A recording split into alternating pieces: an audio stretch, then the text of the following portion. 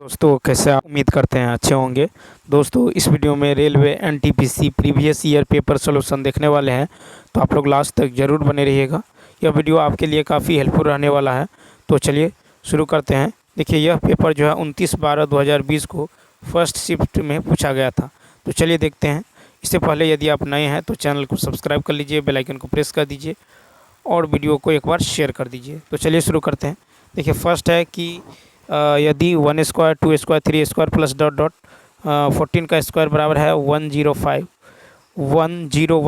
तो कहता है 3 का स्क्वायर 6 का स्क्वायर 9 का स्क्वायर प्लस डॉट डॉट इस किसके बराबर है।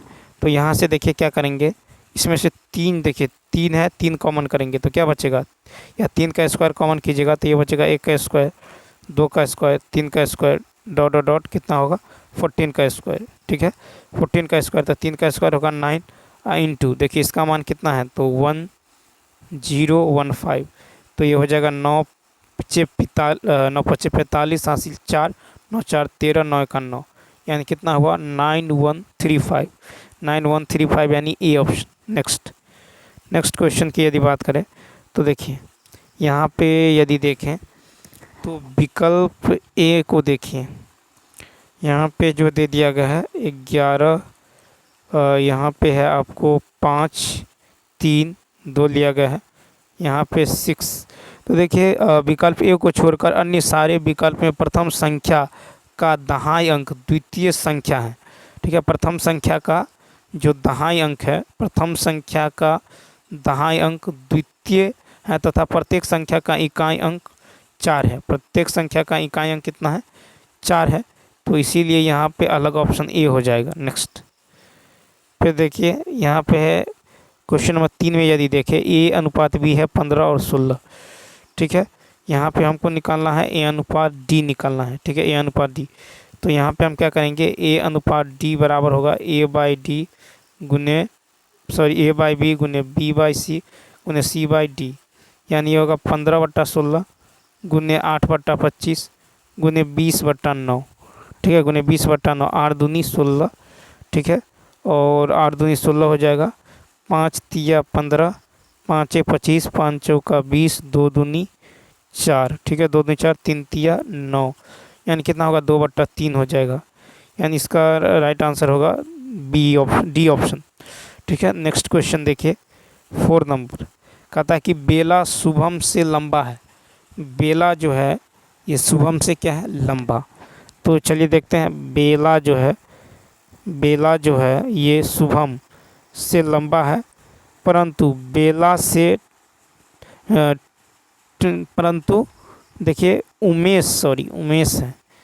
ठीक है, उमेश जो है शुभम से लंबा है, उमेश शुभम से लंबा है किंतु बेला से ठिगना है यानी छोटा है, बेला से छोटा है। ठीक है, ठिगना है। सलमान राहुल और शुभम से ठिगना है। सलमान जो है राहुल और शुभम से छोटा है। सलमान जो है राहुल और शुभम, ये जो है आपको शुभम है, सलमान जो है राहुल और शुभम।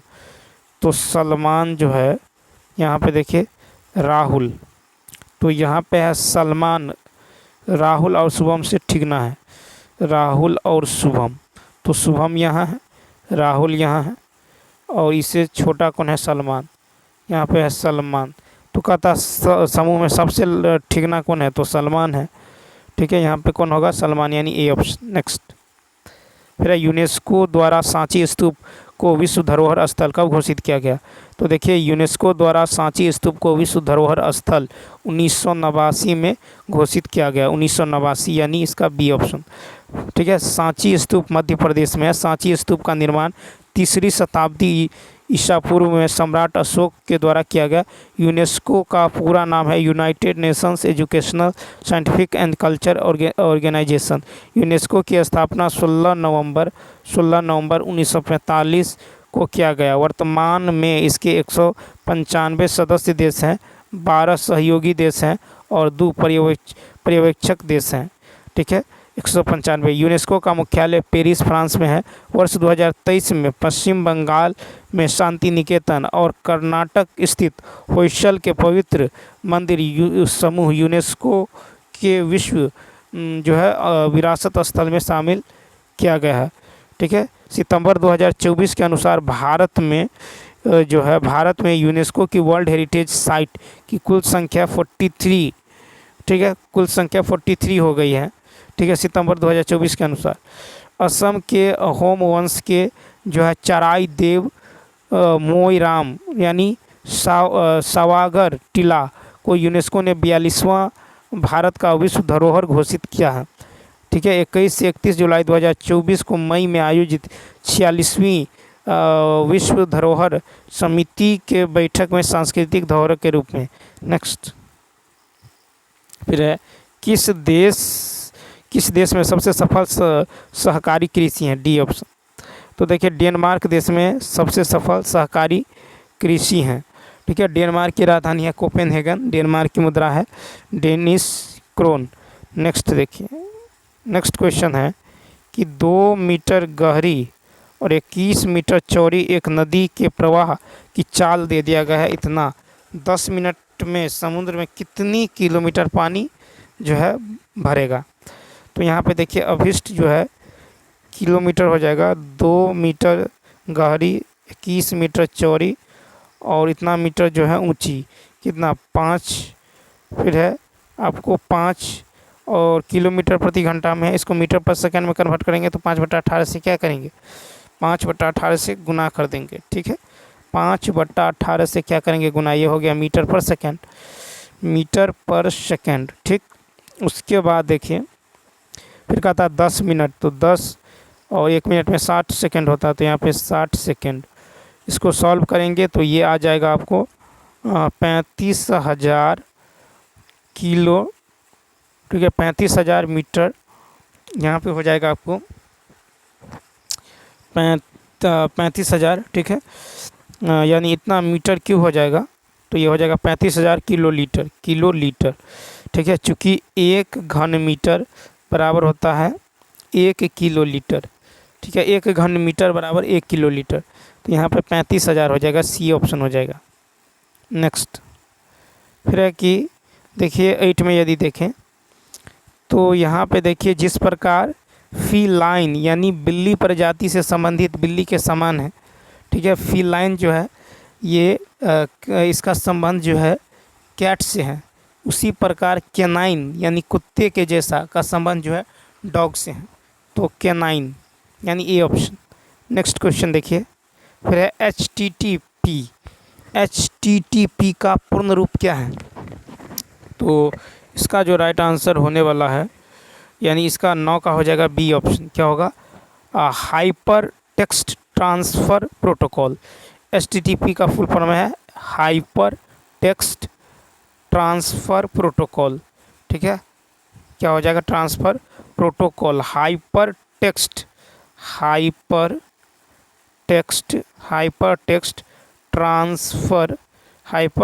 ट्रांसफ़र प्रोटोकॉल यानी B is the right answer. ठीक है, HTTP world wide web hyper text documents को एक स्थान से दूसरे स्थान तक भेजने के लिए प्रयुक्त जो है सर्वाधिक लोकप्रिय ट्रांसफ़र प्रोटोकॉल है। HTTPS hyper text transfer protocol secure है, जो है इनक्रिप्टेड एंड टू एंड सूचना जो है सुरक्षा में उपयोगी करते हैं। वही टेलनेट जो है एक टेक्स्ट आधारित संचार प्रोटोकॉल है। वर्ल्ड वाइड वेब पर संग्रहित प्रत्येक पेज वेब पेज कहलाता है। 10 है कि किस रक्त समूह वाले लोगों को सार्वभौमिक प्राप्तकर्ता माना जाता है? तो 10 का होगा बी ऑप्शन यानी AB+ रक्त समूह वाले लोगों को सार्वभौमिक प्राप्तकर्ता माना जाता है। वास्तविक रूप से AB- को सार्वभौमिक प्राप्तकर्ता तथा O- रक्त वर्ग वाले व्यक्ति को सार्वभौमिक दाता कहा जाता है। ठीक है, उसके बाद देखिए यहाँ पे यदि हम देखें तो यहाँ पे जो हो जाएगा क्वेश्चन, उसको देखिए रक्त समूह के बारे में सर्वप्रथम कार्ल लैंडस्टीनर ने बताया था। 11 नंबर कहा कि इतना रुपये की राशि का कुछ भाग साधारण ब्याज की 5% दर पर और कुछ भाग साधारण ब्याज की 10% दर पर उधार दिया है। 5 वर्ष के बाद ब्याज के रूप में कुल इतना प्राप्त हुआ है, साधारण ब्याज की 10%। तो देखिए मान लेते हैं जो है A + B, ठीक है, ये कितना है 5000 है, ठीक है। तो कहता 5% की दर पर और 10% के वार्षिक दर पर, ठीक है, 5 वर्ष के बाद, ठीक है, इतना रुपया हो जाता है। तो 5, देखिए ये हो जाएगा आपको A × 5, ठीक है, A × 5 × 5 बराबर B × 10 × 5, ठीक है, B × 10 × 5, ठीक है। तो कहता है कि साधारण ब्याज 5 वर्षों के बाद कुल ब्याज इतना के रूप में प्राप्त होता है यदि ब्याज की दर, या नहीं तो ऐसे कीजिए, इसको मान लेते हैं, देखिए संपूर्ण ऐसे बना देते हैं। देखिए तो एक जो है 5% की दर पर है, एक है 10% की दर पर, ठीक, 10%, और यहाँ पे कुल ब्याज दे दिया गया 1750। तो ब्याज गुने 100 बटा में हो जाएगा आपको मूलधन 5000, मूलधन गुने समय 5। तो 2 0 से 2 0, 1 0 से 1 0, ये 5 तिया 15, ठीक है, 5 तिया 15, 5 25 और 5 7 35, ये कितना निकल गया 7। और देखिए 7 में से 5 गया 2 और 10 में से 7 गया 3, तो इसका रेशियो निकल गया है 3:2। तो कहता 10% पर कितना है, तो 2, तो 2 बट्टा 3 2 5 गुना में 5000, 5000 ये कट के कितना होगा 1000, 1 दूनी 2000, यानी इसका राइट आंसर होगा 11 का सी ऑप्शन। 11 का सी ऑप्शन क्या होगा, राइट आंसर होगा, ठीक है। सी ऑप्शन क्या होगा, राइट आंसर होने वाला है। या नहीं तो दूसरे विधि से भी बना सकते हैं, मान लेंगे 10% वार्षिक दर पर मूलधन x, तो 5% पर होगा 5000 - x, ठीक है, इस तरह भी बना सकते हैं। नेक्स्ट क्वेश्चन नंबर देखिए 12। क्वेश्चन नंबर 12 है कि कांग्रेस के किस अधिवेशन में स्वराज की प्राप्ति का आह्वान किया गया था। तो देखिए डी ऑप्शन। देखिए कांग्रेस के 1906 के अधिवेशन में सर्वप्रथम स्वराज प्राप्ति का आह्वान किया गया। 1906 के कांग्रेस अधिवेशन की अध्यक्षता दादा भाई नौरोजी द्वारा की गई थी। यह अधिवेशन कांग्रेस का 22वां अधिवेशन था जो कलकत्ता में हुआ था। 1909 ईस्वी में पार्लियामेंटो सुधार, जिसे भारत परिषद अधिनियम भी कहा जाता है, इसके तहत पहली बार मुस्लिमों के लिए पृथक प्रतिनिधित्व का उपबंध किया गया। प्रथम स्वराज शब्द का प्रयोग स्वामी दयानंद सरस्वती ने की। 1905 के वाराणसी कांग्रेस अधिवेशन में स्वराज का प्रस्ताव लाया गया था जो पारित नहीं हुआ। इस अधिवेशन अध्यक्षता गोपाल कृष्ण गोखले ने किया था। स्वराज मेरा जन्मसिद्ध अधिकार है और मैं इसे लेकर रहूँगा, यह कथन बाल गंगाधर तिलक द्वारा दिया गया। नेक्स्ट क्वेश्चन देखिए 13 नंबर है कि इतना बराबर इतना, इतना बराबर इतना, तो कहता है इतना का मान क्या होगा, ठीक है। तो इस तरह यदि हम देखें तो देखिए यदि हम y के जगह 2 और x के जगह 1 ले ले तो 5 दूनी 10 तो 12, ठीक है, और 1 × 2 करेंगे तो ये हो जाएगा। तो देखिए x के जगह 1 लेंगे तो 1 का क्यूब, तो 8 × 1 हो जाएगा, प्लस 125 और y का क्यूब, 2 का क्यूब कितना होगा 8, तो ये हो जाएगा 8 प्लस 8 पंचे 40, 8 दूनी 16 4 20 और 2 10, कितना होगा 1008, यानी फर्स्ट ऑप्शन 13 का हो जाएगा फर्स्ट। नेक्स्ट क्वेश्चन नंबर देखिए 14। अब यहाँ पे है कि किस अफ्रीकी देश ने विश्व मलेरिया दिवस के अवसर पर बच्चों को रोग के प्रभाव से मुक्त करने हेतु पहला मलेरिया वैक्सीन लॉन्च किया है। 14 का बी मलावी। मलावी देश ने विश्व मलेरिया दिवस के अवसर पर बच्चों को रोग के प्रभाव से मुक्त करने हेतु पहला मलेरिया वैक्सीन लॉन्च किया है। पहली बार विश्व मलेरिया दिवस 25 अप्रैल 2008 को मनाया गया। विश्व मलेरिया दिवस 25 अप्रैल को, जबकि मलेरिया निरोधी माह जून महीने को मनाया जाता है। भारत ने वर्ष 2030 तक मलेरिया उन्मूलन का लक्ष्य रखा है, वर्ष 2030।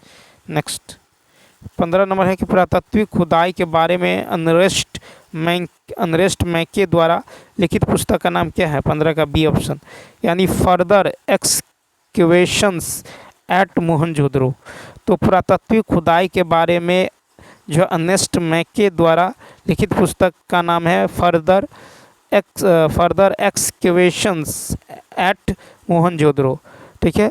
और अर्नेस्ट मैके की प्रमुख पुस्तकें हैं चाहनू दारो excavations in those civilization, city of shipyard kings and ancient Gaza 5। ठीक है, मोहनजोदड़ो पाकिस्तान के सिंध प्रांत में स्थित है, जिसका अर्थ सिंधी भाषा में मुर्दों का टीला होता है। मोहनजोदड़ो को सिंध का बाग भी कहा जाता है। क्षेत्रफल और जनसंख्या में सिंधु घाटी का सबसे बड़ा स्थल मोहनजोदड़ो है। मोहनजोदड़ो की खोज 1922 में राखल दास बनर्जी ने की थी। 16 नंबर है, सरल करें। तो यहाँ पे देखिए, इसको सरल करें, 9 दूनी कितना होगा, 9 दूनी 18, यानी 16 बट्टा कितना होगा, 7। यहाँ पे है 7/5। ठीक है, 7/5, तो ये कट जाएगा, 5 25, 4 चौका 16। ठीक है, तो ये कितना हो जाएगा, 62/5 माइनस 62/5 माइनस का हो जाएगा आपको, माइनस का जो हो जाएगा, ये हो जाएगा 16/5 और प्लस में 4/5। इसको सॉल्व करेंगे, ये आ जाएगा 10, यानी डी ऑप्शन। नेक्स्ट, अब यहाँ पे देखिए, यहाँ पे ए स्टार बी का मतलब है ए बी का भाई है। ठीक, तो ए स्टार बी का मतलब है ए बी का भाई है। तो यहाँ पे यदि हम सी ऑप्शन को देखें तो डॉलर का मतलब क्या है, ए बी की पत्नी है, तो पी जो है क्यू की पत्नी है। ठीक है, उसके बाद देखिए हैच का मतलब क्या होता है, हैच का मतलब होता है ए बी का पिता है, यानी क्यू आर का पिता है। क्यू जो है आर का पिता है, क्यू आर का, तो कहता आर पी का पुत्र या पुत्री है। तो देखिए आर पी का पुत्र या पुत्री, तो सी ऑप्शन होगा। नेक्स्ट, फिर केंद्रीय पर्यावरण वन और जलवायु परिवर्तन मंत्री द्वारा शुरू किए गए सामाजिक आंदोलन का नाम क्या है। तो देखिए A option, green good deeds. तो केंद्रीय पर्यावरण वन एवं जलवायु परिवर्तन मंत्री द्वारा शुरू किए गए सामाजिक आंदोलन का नाम ग्रीन गुड डीड्स है। ठीक है, केंद्रीय पर्यावरण वन एवं जलवायु जो है परिवर्तन मंत्रालय जो है डॉक्टर हर्षवर्धन थे। विश्व पर्यावरण दिवस 5 जून को मनाया जाता है। विश्व पर्यावरण दिवस 2024 की थीम है भूमि पुनर्स्थापना, मरुस्थलीय और सूखे से निपटाने की क्षमता। 19 नंबर पर है। तो वर्ष 2020 के लिए प्रतिष्ठित राजीव गांधी खेल रत्न पुरस्कार के लिए भारतीय कुश्ती महासंघ द्वारा अनुशंसित महिला पहलवान का नाम बताइए। 19 का ए ऑप्शन, विनेश फोगाट। तो वर्ष 2020 के लिए प्रतिष्ठित राजीव गांधी खेल रत्न पुरस्कार के लिए भारतीय कुश्ती महासंघ द्वारा अनुशंसित महिला पहलवान विनेश फोगाट हैं। राजीव गांधी खेल रत्न पुरस्कार पाने वाले 1991 से 92 के लिए पहले खिलाड़ी शतरंज जो है ग्रैंड मास्टर विश्वनाथ आनंद थे। ग्रैंड मास्टर विश्वनाथ आनंद से भारोत्तोलक खिलाड़ी कर्णम मल्लेश्वरी राजीव गांधी खेल रत्न पुरस्कार प्राप्त करने वाली पहली महिला खिलाड़ी थी। ठीक है, राजीव गांधी खेल रत्न पुरस्कार से सम्मानित होने वाले क्रिकेटर सचिन तेंदुलकर है। 6 अगस्त 2021 से राजीव गांधी खेल रत्न पुरस्कार को मेजर ध्यानचंद खेल रत्न पुरस्कार के रूप में जाना जाता है। 25 लाख रुपए का नगद पुरस्कार, एक पदक और एक प्रमाण पत्र से सम्मानित किया जाता है। मेजर ध्यानचंद खेल रत्न पुरस्कार 2023 2 बैडमिंटन खिलाड़ी चिराग चंद्रशेखर शेट्टी और जो है रंकी रेड्डी सात्विक साईराज से सम्मानित किया गया है। ठीक है, नेक्स्ट देखिए, विनेश फोगाट और बजरंग पुनिया कांग्रेस पार्टी में सितंबर 2024 में शामिल हुए हैं। ठीक है, विनेश फोगाट पेरिस ओलंपिक 2024 में ओवर आउट के कारण जो है फाइनल नहीं खेल सकी। नेक्स्ट देखिए, नेक्स्ट क्वेश्चन है कि राम जो है श्याम का भाई है। राम जो है ये श्याम का भाई है। ठीक है, श्याम का भाई है। फिर है महेश, राम का पिता है। महेश जो है वो राम का क्या है, पिता है। राम का पिता। जगत प्रिया का भाई है। प्रिया श्याम की बेटी है। प्रिया जो है श्याम की बेटी है। ठीक है, प्रिया श्याम की बेटी है। और देखिए जगत प्रिया का भाई है। जगत जो है प्रिया का भाई है और प्रिया श्याम की बेटी। महेश जगत से किस प्रकार संबंधित, तो महेश जो है जगत से, तो ये महेश क्या होगा, तो दादा होगा। ठीक है, तो 20 का यदि देखें तो डी ऑप्शन दादा। नेक्स्ट 21 नंबर देखिए, जापान के सम्राट अकिहितो द्वारा राजगद्दी के त्याग के साथ शुरू हुए नए साम्राज्यिक युग को खालिस्तान के रूप में जाना जाता है। तो यहाँ पे देखिए 21 में होगा सी ऑप्शन, रीवा। तो जापान के सम्राट अकिहितो द्वारा राजगद्दी के त्याग के साथ शुरू हुए साम्राज्यिक युग को रीवा के रूप में जाना जाता है। जापान के सम्राट 1 मई 2019 में जो है नारुहितो बना है। इससे पहले जापान में हिसोई युग था, ठीक है। हिसोई युग का मतलब शांति प्राप्त करना, जबकि रीवा युग का मतलब है ऑर्डर और हारमोनी है। जापान के वर्तमान सम्राट अकिहितो के पुत्र नारुहितो जो है ये 26वीं सम्राट।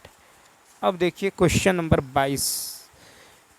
22 की यदि बात करें तो 22 है कि ABCD एक वर्ग है, ठीक है। ABCD एक वर्ग है, ABCD एक वर्ग है। X AB का मध्य बिंदु है, X जो है AB का मध्य बिंदु है, X AB का मध्य बिंदु है। Y BC का मध्य बिंदु है, Y BC का मध्य बिंदु है, ठीक है।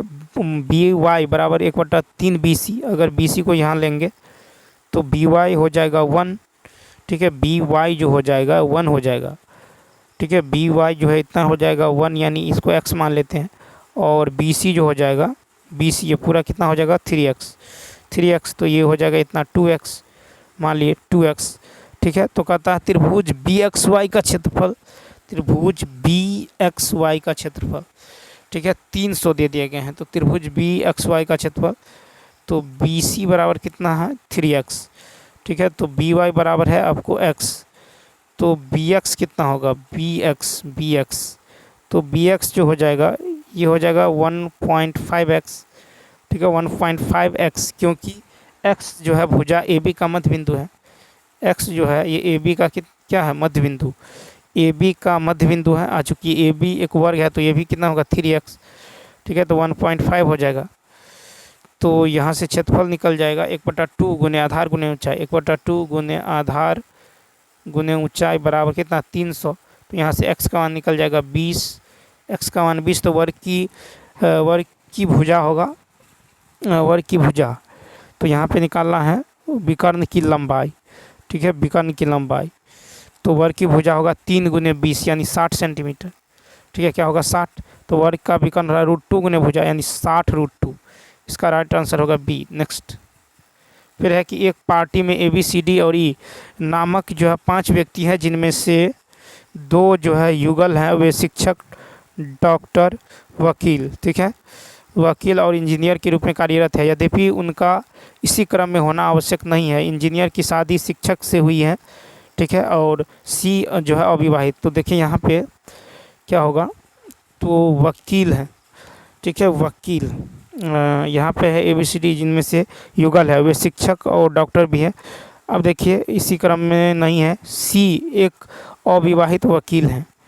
तो C जो है ये क्या है, तो वकील है, C वकील है और ये अविवाहित है, ठीक है, अविवाहित है, ठीक है। D लेखाकार है, D जो है लेखाकार है, ठीक है, D लेखाकार है।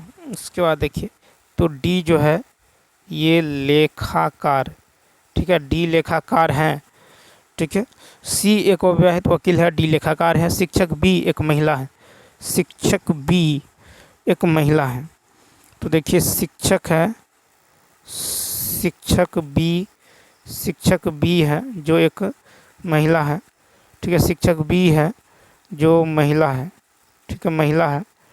उसके बाद पढ़िए शिक्षक B एक महिला है जिसकी महिला मित्र लेखाकार है, जिसकी महिला मित्र जो है लेखाकार हैं।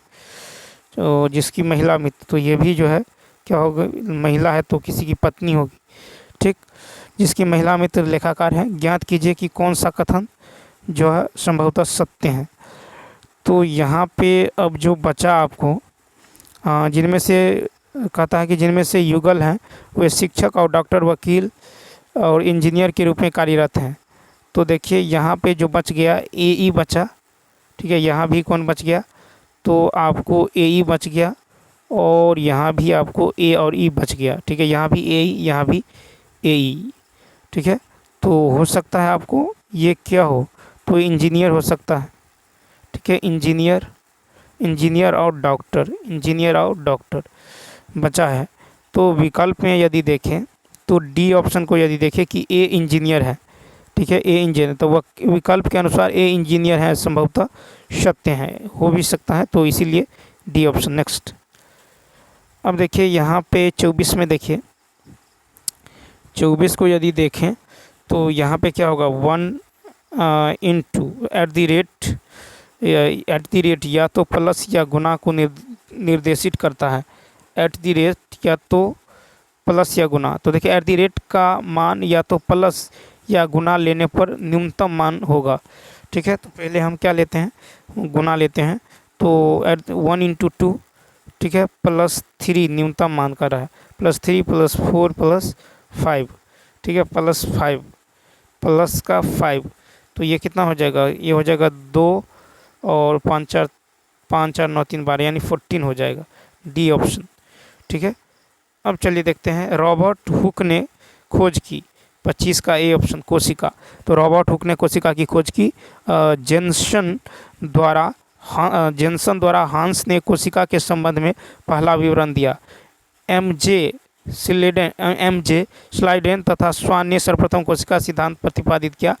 जेई फुर्किंजे ने कोशिका के घटकों को प्रोटोप्लाज्म का नाम दिया। लाइसोसोम की खोज डी डुवे ने 1955 में किए थे। लाइसोसोम को आत्महत्या की थैली कहा जाता है। माइटोकॉन्ड्रिया को ऊर्जा गृह कहा जाता है। 26 नंबर की यदि बात करें तो कहता है नीचे दिया गया ग्राफ जो है 2014-18 के दौरान जो है वर्षों में किसी सब्सक्रिप्शन सर्विस मोबाइल एप्लीकेशन द्वारा वेब सीरीज की संख्या दर्शाता है, और लाइन ग्राफ 5 स्टार से कम रेटिंग वाली वेब सीरीज की संख्या को दर्शाता है। 2014 से 18 के दौरान 5 स्टार और उसके अधिक पेंटिंग वेब सीरीज का लगभग कुल प्रतिशत ज्ञात करें। तो यहाँ पे देखिए कुल प्रतिशत, तो यहाँ पे हम निकाल लेते हैं 2014 से 2018 के दौरान, 2014 से 2018 के दौरान 5 स्टार या उससे अधिक रेटिंग, 5 स्टार या उससे अधिक रेटिंग। तो यहाँ पे देखिए 5 स्टार या उससे अधिक रेटिंग, तो यहाँ पे है 5 स्टार उससे अधिक रेटिंग, तो क्या हो जाएगा 5 स्टार या उससे अधिक रेटिंग, तो ये हो जाएगा आपको 30 माइनस का 6, 30 माइनस का 6, देखिए ये है 30 माइनस का 6, ठीक है। तो 30 minus 6, 30 minus 6 plus 35 minus 9 plus 35 minus 11 plus 42 minus 12 और प्लस में 48 माइनस 12, ठीक है, 12। तो ये कितना हो जाएगा 140 हो जाएगा, 140। अब 2014 से 2018 के दौरान वेब सीरीज की कुल संख्या, तो 30 प्लस 35 प्लस 35 प्लस 42 प्लस 48, ये कितना होगा, तो ये हो जाएगा आपको 190।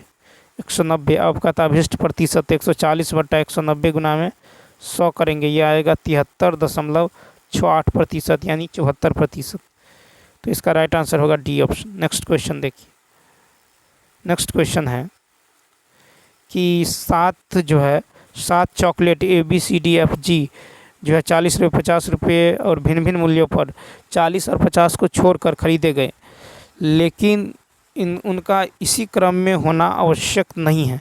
चॉकलेट सी का मूल्य चॉकलेट ई के मूल्य से 5 रुपये कम है। चॉकलेट, हम देखिए, तो यदि हम ले लें यहाँ पे मूल्य ले लें, ठीक है, मूल्य यहाँ पे चॉकलेट ले लें, ठीक है, तो यहाँ पे है चॉकलेट, ठीक है, इस तरह से ले लें, तो इसका मूल्य जो है क्या है 40 और 50 को छोड़कर खरीदे गए हैं। तो 41 42, ठीक है, 41 42, अब देखिए 41 42 खरीदे गए हैं, लेकिन उनका क्रम में होना आवश्यक नहीं है। चॉकलेट सी का मूल्य चॉकलेट ई के मूल्य से 5 रुपये कम है, ठीक है, चॉकलेट सी का मूल्य चॉकलेट ई के मूल्य से 5 रुपये कम है।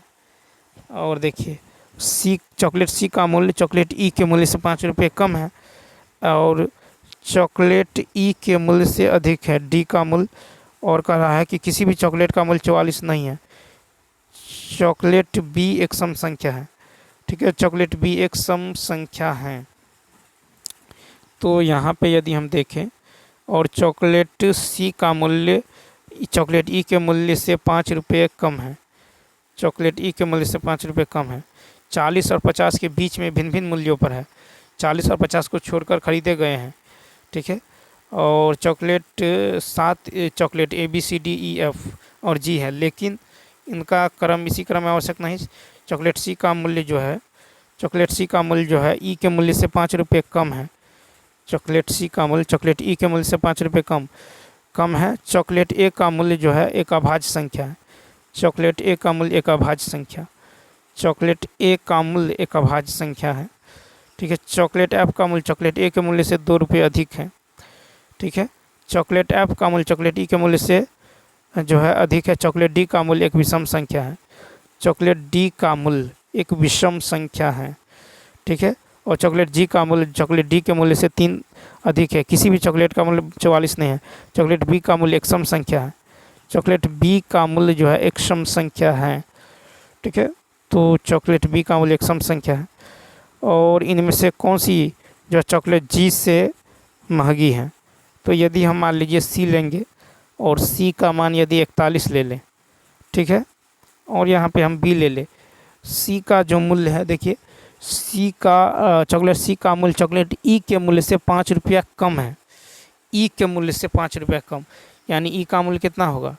तो ई का जो मूल्य हो जाएगा ये 46 हो जाएगा। ठीक है, 46। अब देखिए उस प्रकार यदि हम देखें और चॉकलेट बी का मूल्य जो है एक सम संख्या है। चॉकलेट बी का मूल्य एक सम संख्या है। ठीक, फिर कहता है कि चॉकलेट, अब देखिए चॉकलेट डी का मूल्य एक विषम संख्या है। चॉकलेट डी का मूल्य एक विषम संख्या है। ठीक है, 45 है चॉकलेट। ठीक है, तो ये हो गया 45। अब यहाँ पे बचा है चॉकलेट ए जी एफ। चॉकलेट ए जी एफ, चॉकलेट ए का मूल्य एक अभाज्य संख्या है। चॉकलेट ए का मूल्य एक अभाज्य संख्या है। ठीक है, और जी का यदि देखें, अब देखिए चॉकलेट जी का मूल्य चॉकलेट डी के मूल्य से 3 अधिक है। चॉकलेट जी का मूल्य जो है तो ये डी से अधिक है, यानी 48। अब बचा एफ। अब देखिए चॉकलेट एफ, तो चॉकलेट एफ का मूल्य चॉकलेट ए के मूल्य से 2 रुपया अधिक है। चॉकलेट ए के मूल्य से 2 रुपया अधिक, यानी कितना होगा? तो चॉकलेट 47 49 हो जाएगा। तो एक एफ का हो जाएगा 49। तो यहाँ पे देखिए चॉकलेट, तो यहाँ पे राइट आंसर क्या होगा?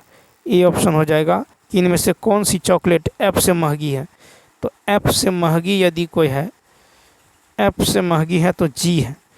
ठीक है, एफ से महंगी क्या है? जी है। एफ जो है एफ से महंगी, एफ से, ठीक है, इनमें से कौन सा चॉकलेट एफ से महंगी है, सॉरी, तो यहाँ पे एफ हो जाएगा 49। तो देखिए स्पष्ट है कि दिए गए विकल्प में सिर्फ चॉकलेट जी चॉकलेट ई से महंगी है। चॉकलेट जी जो है चॉकलेट ई से महंगी है। नेक्स्ट, फिर देखिए 25 मीटर ऊंची एक चट्टान से शीर्ष से मीनार के शिखर का उन्नयन कोण मीनार के, तो एक 25 मीटर ऊंची, ठीक है, एक 25 मीटर ऊंची चट्टान के एक शीर्ष से मीनार के शीर्ष, तो इसके शीर्ष से मीनार के शीर्ष, ठीक है, इसके शीर्ष से मीनार के शीर्ष का उन्नयन कोण है कितना? उन्नयन कोण मीनार के पाद के अवनमन कोण के बराबर है। ठीक है, मीनार के पाद के अवनमन कोण, यानी ये थीटा है तो ये भी थीटा है। ठीक है, अवनमन कोण के बराबर है। ज्ञात कीजिए मीनार की ऊंचाई, ये 25 है, ये भी 25 होगा। मीनार का ऊंचाई, तो ये मान लीजिए ये मीनार की ऊंचाई, ये यदि h मान लीजिएगा तो क्या होगा? अब ये यदि d है तो ये भी d होगा। ठीक है, d हो जाएगा। तो यहाँ पे यानी BC, यदि इसको हम A B C D और इसको D मान ले, ठीक है, इसको जो है E मान लें, तो यहाँ पे BC बराबर 25 हो जाएगा। ठीक है, AB जो है तो यहाँ पे tan थीटा बराबर क्या होगा? टेन थीटा बराबर हो जाएगा आपको, टेन थीटा बराबर हो जाएगा, टेन थीटा बराबर ये जो है टेन थीटा बराबर p by b, tan theta बराबर इधर यदि लेंगे टेन थीटा बराबर पी बाई बी यानी 25/d, 25/d हो जाएगा समीकरण एक। और त्रिभुज DEC में, त्रिभुज DEC में देखें तो टेन थीटा बराबर क्या होगा, यहाँ पे टेन थीटा बराबर होगा H/d, H/, में समीकरण दो, समीकरण एक दो से तो 25/d बराबर 25/d बराबर H/d, d से d कट जाएगा तो h का मान कितना आएगा 25, तो मीनार की ऊंचाई क्या होगा 25 + h यानी 25 + 25 यानी 50, तो इसका राइट आंसर डी होगा। नेक्स्ट फिर है कि मानव विकास सूचकांक रिपोर्ट 2019 में कौन सा देश आगे है, तो देखिए डी ऑप्शन यानी नॉर्वे। तो मानव विकास सूचकांक रिपोर्ट 2019 में नॉर्वे जो है आगे है। मानव विकास सूचकांक HDI से इस बात का पता चलता है कि देश जो है कितना विकसित हुआ है और कितना जो है विकासशील या अविकसित है। मानव विकास सूचकांक HDI UNDP द्वारा 1990 में जारी किया गया, ठीक है। अब देखिए कि इन सूची में स्विट्जरलैंड को पहला स्थान प्राप्त हुआ है। संयुक्त राष्ट्र विकास कार्यक्रम द्वारा ये जारी रिपोर्ट 3 आयाम पर आधारित है, जीवन प्रत्याशा, शिक्षा और आय। HDI का प्रतिपादक महबूब उल हक और अमृत्य सेन है। 30 नंबर कहता है कि उस शब्द का, तो देखिए 30 में यदि देखें तो सी ऑप्शन देखिए, 30 का सी ऑप्शन, ठीक है। तो यहाँ पे डायनेमिक और रोबस्ट, डायनेमिक रोबस्ट सिनोनिम है, यानी डायनेमिक मत होता है ऊर्जावान, ठीक है, या सक्रिय, और रोबस्ट मत होता है मजबूत, ठीक है। उसके बाद देखिए लेथार्जिक और लेड बैक, लेथार्जिक जो है यहाँ पे है सुस्त और लेड बैक भी यहाँ पे शांत है, सिनोनिम है। फिर है निग्लिजेंट और अटेंटिव, तो निग्लिजेंट मत होता बेप्रवाह, अटेंटिव मतलब सतर्क, ये एंटोनिम है, ठीक है। उसके बाद है मिलेन CHOLY, इसका मतलब होता है निराशा, और ग्लूमी मतलब होता है उदास, सिनोनिम है। नेक्स्ट क्वेश्चन फिर है कि 8 मेज़ों का लागत मूल्य 5 मेज़ों के बिक्री मूल्य के बराबर है, ठीक है। तो यहाँ पे 8 का जो लागत है ये 5 के सेलिंग प्राइस के बराबर है, तो CP/SP बराबर होगा 5/8। तो यहाँ पे क्या हो रहा है, 3 का जो है यहाँ पे प्रॉफिट हो रहा है, तो 20/5 या 60% यानी डी ऑप्शन, ठीक है। नेक्स्ट फिर है कि भारत की पहली सुपर फास्ट ट्रेन का नाम, D option Deccan queen. Bharat की पहली सुपर फास्ट ट्रेन का नाम डेक्कन क्वीन है। डेक्कन क्वीन भारत में बिजली से चलने वाली पहली ट्रेन है। भारत में सर्वप्रथम रेल की शुरुआत लॉर्ड डलहौजी के शासनकाल में 16 अप्रैल 1853 को 34 किलोमीटर जो है किया गया, जिसका नाम ब्लैक ब्यूटी था। भारतीय रेलवे बोर्ड की स्थापना 1905 में किया गया। 16 अप्रैल को रेल दिवस एवं 10 से 16 अप्रैल को रेल सप्ताह मनाया जाता है। वर्तमान में भारत की सबसे तेज चलने वाली ट्रेन वंदे भारत एक्सप्रेस है। 11 नवंबर से 2022 को दक्षिण भारत का प्रथम वंदे भारत एक्सप्रेस चेन्नई से मैसूर के बीच चलाई गई। नेक्स्ट क्वेश्चन देखिए 33। दो संख्याओं का लघुत्तम और महत्तम समावर्तक का योग और अंतर इतना है, ठीक है। दो संख्याओं का लघुत्तम अंतर, यदि एक संख्या इतना है तो दूसरी संख्या, तो यहाँ पे देखिए लघुत्तम और महत्तम का योग दे दिया गया है 369, लघुत्तम और महत्तम का अंतर दे दिया गया है 351, ठीक है 351। तो यहाँ से लॉसो निकल जाएगा 369 + 351/2 यानी कितना 360, लॉसो यहाँ से HCF निकल गया कितना 9, HCF निकल गया 9। तो A × B बराबर, तो दूसरी संख्या निकालेंगे तो 360 × 9/72, 9 × 8 72 यानी 45। तो दूसरी संख्या कितना है 45। फिर है कि धुम्बा को खाली स्थान की उपस्थिति के कारण रॉकेट लॉन्च के लिए आदर्श स्थल के रूप में जाना जाता है, तो ए ऑप्शन यानी इक्वेटोरियल इलेक्ट्रोजेट्स। तो थुम्बा को इक्वेटोरियल इलेक्ट्रोजेट्स की उपस्थिति के कारण रॉकेट लॉन्च के लिए आदर्श स्थल के रूप में जाना जाता है। Thumba equatorial rocket launching station की स्थापना 1962 में की गई। भारतीय अंतरिक्ष अनुसंधान संस्थान इसरो की स्थापना 15 अगस्त 1969 को किया गया। इसरो का मुख्यालय बेंगलुरु में है। वर्तमान में इसका निर्देशक एस सोमनाथ हैं। भूमध्य रेखीय इलेक्ट्रोलाइट की पहचान सबसे पहले जियो गैमेटिक डेटा के उपयोग करके की गई हैं, ठीक है। और देखिए कि जनवरी 2024 में तमिलनाडु के थूथुकुडी जिले के जो है कुलशेखरपट्टिनम में इसरो ने दूसरे स्पेस पोर्ट का शिलान्यास किया है, ठीक है। भारतीय का पहला इस जो है स्पेस पोर्ट को विश्व 1971 में आंध्र प्रदेश के श्रीहरिकोटा द्वीप सतीश धवन अंतरिक्ष केंद्र से स्थापित किया गया। 35 नंबर की यदि बात करें तो कहता है कि इतना बराबर इतना, तो इतना प्लस इतना का मान कितना होगा।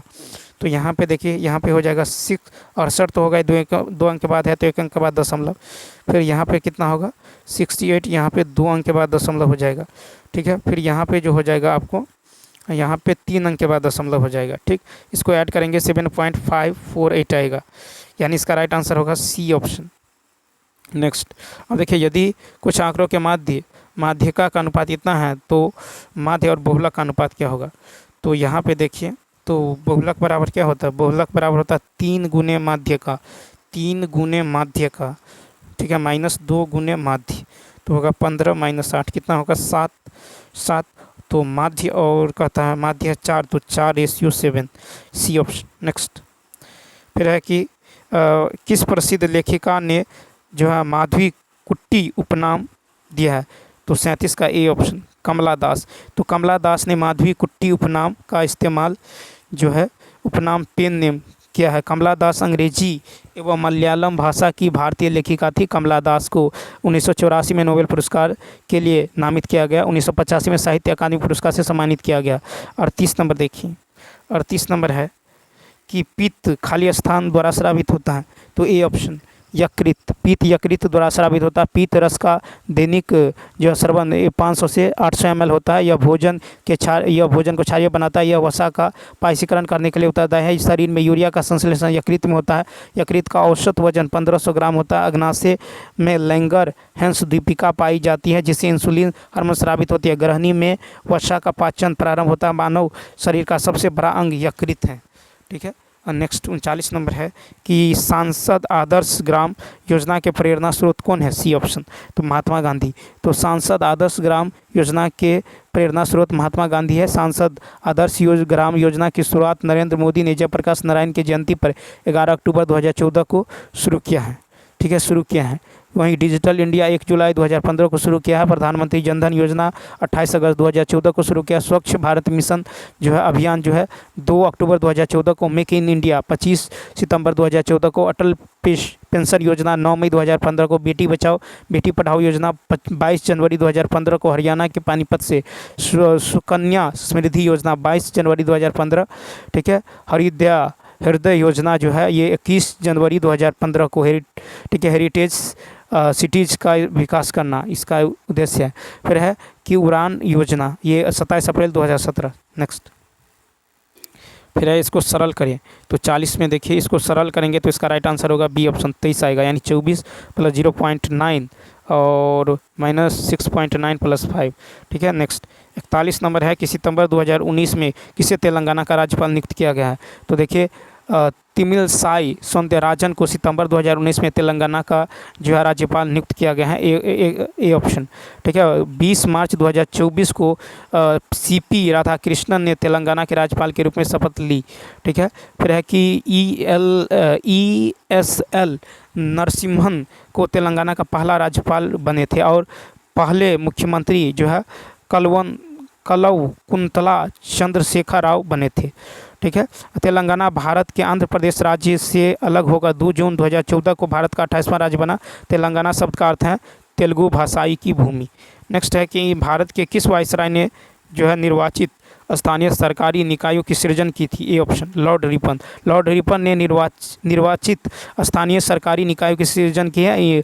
इन्होंने स्थानीय स्वशासन की शुरुआत 1982 में की है। वो लॉर्ड रिपन ने 1982 में वर्नाक्युलर प्रेस एक्ट को समाप्त किया जिसे वायसराय लिटन ने 1878 में जो पास किया था। लॉर्ड रिपन ने सिविल सेवा में प्रवेश की अधिकतम आयु 19 से बढ़ाकर 21 कर दी। लॉर्ड रिपन के समय में ही सर्वप्रथम 1881 में नियत जनगणना करवाई गई। लॉर्ड बेवेल के समय में कैबिनेट मिशन 1946 में भारत आया, ठीक है, भारत आया। लॉर्ड रीडिंग के समय में होने वाली 1921 में मोपला विद्रोह, 1923 में स्वराज पार्टी की स्थापना, 5 फरवरी 1922 को चोरी चौरा घटना। फिर है कि रूर क्षेत्र खाली स्थान का जो है खाली स्थान का सबसे महत्वपूर्ण औद्योगिक क्षेत्र है? 43 का बी ऑप्शन जर्मनी। तो रूर क्षेत्र जो है जर्मनी का सबसे महत्वपूर्ण औद्योगिक क्षेत्र है। कोयला जर्मनी का सार्वभौमिक जो है खनिज जिसका प्रमुख उत्पादन क्षेत्र रूर, ठीक है, बेसिन है। फिर है रूर बेसिन में बिटुमिनस कोयला मिलता है, ठीक है। फिर है रूर बेसिन को जर्मनी का काला प्रदेश और यूरोप का औद्योगिक हृदय स्थल कहा जाता है। सेक्सोनी में जर्मनी का जो है लिग्नाइट कोयले का सबसे बड़ा भंडार है। फिर है सार बेसिन को जर्मनी का एक प्रमुख कोयला क्षेत्र कहा जाता है। भारत का रूर छोटानागपुर पठार को कहा जाता है, ठीक है। नेक्स्ट क्वेश्चन है 44 कि 3 अंकीय बड़ी से बड़ी संख्या और 4 अंकीय छोटी से छोटी संख्या का योग।